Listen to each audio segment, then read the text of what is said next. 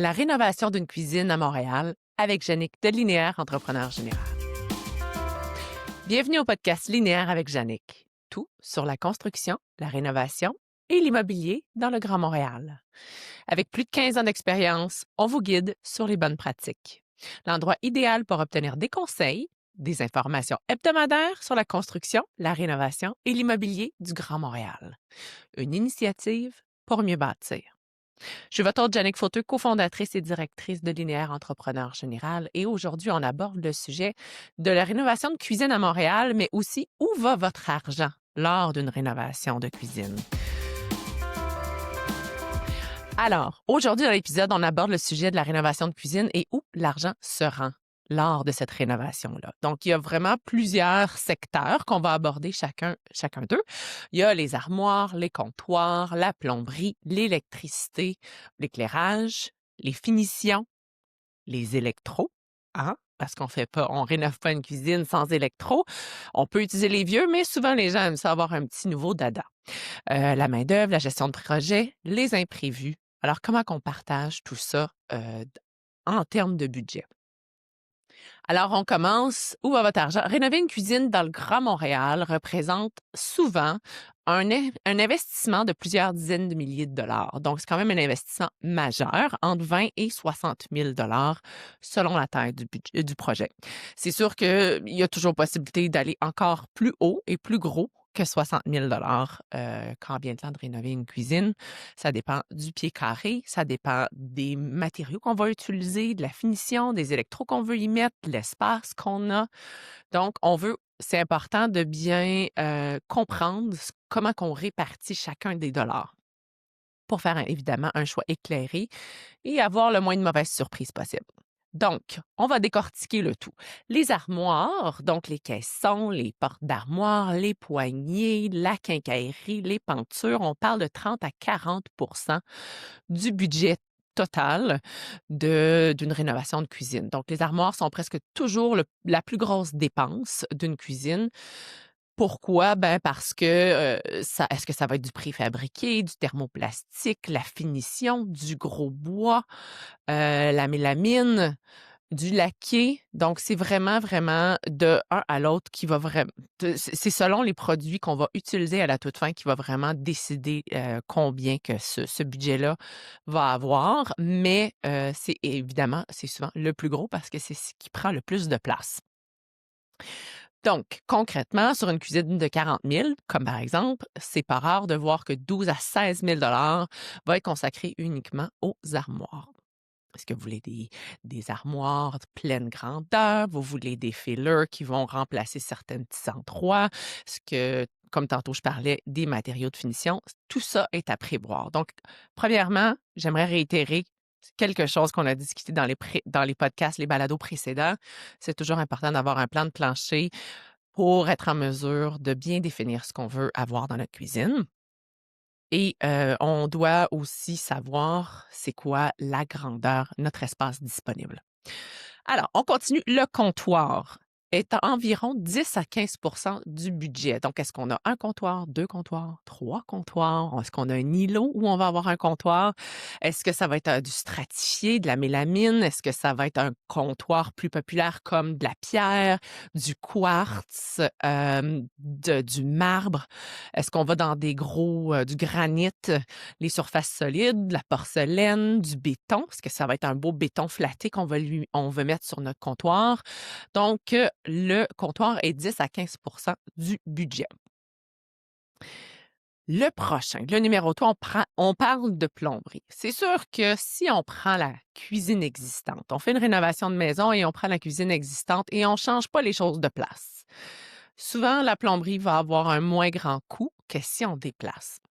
Je donne un exemple, on décide de changer de place notre évier, notre lave-vaisselle. Est-ce qu'on va avoir une champlure pour remplir nos chaudrons qui est sur le poêle? Est-ce qu'on va avoir un frigidaire qui va avoir de l'eau ou qui va avoir de la glace à l'intérieur? Donc, la plomberie est un budget à calculer de 5 à 10 du budget total. Donc, évidemment, tout va dépendre de ce que vous faites. Est-ce que vous déplacez de la plomberie et est-ce que vous ajoutez des systèmes de plomberie qui n'étaient pas déjà existants, que ce soit par les électros, que ce soit par une demande supplémentaire, comme je parlais tantôt, avoir une champlure au-dessus du poêle pour remplir le chaudron, au lieu d'avoir à le déplacer, faire des dégâts, ça peut avoir un impact. Hem, donc, quand on parle d'une cuisine de 40 000, on peut parler d'un 2 à 4 000 de, de plomberie. Prochaine étape numéro 4, on s'en va vers l'électricité et l'éclairage. On s'en va aussi vers le même budget que la plomberie, c'est du 5 à 10 de budget. Pourquoi? Ben parce que est-ce qu'on veut rajouter de l'éclairage? Est-ce qu'on veut rajouter des prises? Est-ce que les prises sont conformes? Parce que des fois, hein, les maisons des années 50 n'avaient pas des prises GFCI. Donc, c'est important de regarder si tout ça est en norme. Est-ce que vous voulez des encastrés? Est-ce que vous avez des lumières qui vont descendre, plus décoratives? Est-ce que vous voulez de l'éclairage sous les armoires, dans les armoires? Ça peut avoir un grand impact. Donc, quand on parle de budget 5 à 10 est-ce qu'on garde aussi la configuration existante ou est-ce qu'on la modifie? Donc, pour revenir au prix de tantôt, comme le plombier, sur une enveloppe de 40 000, on pense à un budget de 2 à 4 000 pour l'éclairage et l'électricité. On poursuit, on s'en va vers la finition. Donc, quand on parle de finition, on parle de dosseret, le backsplash, hein, communément appelé, la peinture, les planchers, quel genre de look qu'on veut y donner. Est-ce que la champlure, est-ce qu'elle va être, tu sais, on doit acheter des belles petites affaires qui veulent fitter ensemble. Donc, ça, c'est, quand on parle de finition de plancher, c'est aussi un 10 à 15 du budget. Donc, encore une fois, pour une enveloppe de 40 000, on parle de 4 à 6 000. Mais c'est une partie qui est à ne pas négliger. Parce que souvent, on arrive à la fin, on désire activer les choses, avancer les choses, terminer. Mais c'est ce qui finalise notre beau projet de rénovation. Je file ensuite vers les électroménagers. C'est sûr que quand on rénove une cuisine, est-ce qu'on reprend les mêmes électros? Est-ce qu'on s'en va vers de nouveaux électros pour, agencer avec le nouveau look? Ça vous appartient. Vous pouvez regarder ce que vous voulez aller, mais ça, les électros, on peut aller dans le seconde main, on peut aller dans le neuf et on peut vraiment aller dans du choix de grand luxe avec des grandes portes, des portes de finition qui ressemblent à nos armoires de caisson. Donc ça, c'est quand même un bon budget à y concevoir. Donc c'est souvent pas très loin des caissons. Heu, on parle quand même d'un 25 du budget, tout dépendant de ce que vous décidez de faire. On poursuit avec la main-d'œuvre générale et la gestion de projet. On parle de 15 à 25 du budget. En plus des coûts liés aux éléments eux-mêmes, une bonne partie du budget part de la main-d'œuvre globale, hein. Donc, on part de la démolition de l'espace existant. Ça va être la préparation. Donc, est-ce qu'on va avoir un fond de clouage pour installer nos caissons? Est-ce qu'on va avoir une préparation au niveau du gypse, etc.? Est-ce qu'il y a besoin de poutrelles supplémentaires, de bois supplémentaires pour tenir les charges? Protection du plancher, protection du chantier pour avoir le moins de poussière possible, le nettoyage, les ajustements, puis tout ça ensemble là, représente un bon 15 à 25 du coût total.